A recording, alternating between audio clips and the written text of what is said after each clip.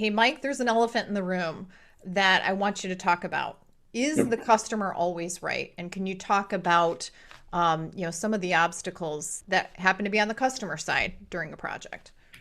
So, yes, Bonnie, the customer is always right, but the customer is not always on time. Yeah. Okay. Okay.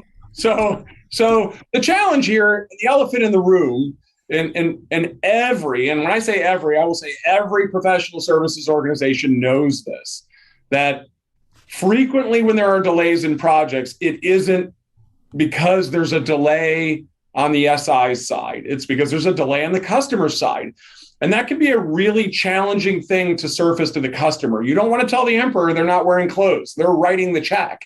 And you have to work. And if you go to the executive sponsor, you don't want to have to throw a person under the bus verbally about it because you got to work with that person and that person's going to get complained. And in many cases, the customer just doesn't know that, oh my gosh, we had to get that thing done. So part of what we try to do is provide visualizations in our technology that make it very easy for organizations to deliver the critical path visually to the customer to say, hey, look, we're 14 days late. See that red circle on this critical path diagram? We're 14 days late on that. And that's because we haven't gotten sign off yet on that data dictionary that your internal team was responsible for, which is now going to push the whole project out 14 days.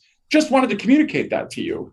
Oh, someone on my team is responsible? Yeah, it's okay. We just wanted to make sure. And that's a non-charged way to have transparent communication about accountability. And once again, that can be a really big challenge for organizations because they don't want to criticize the customer, but the customer needs to know they're accountable and responsible, just like the SI for execution in that. So once again, it's something everybody experiences, and we're trying to provide a way where the technology can have that difficult conversation with the customer so the SI doesn't.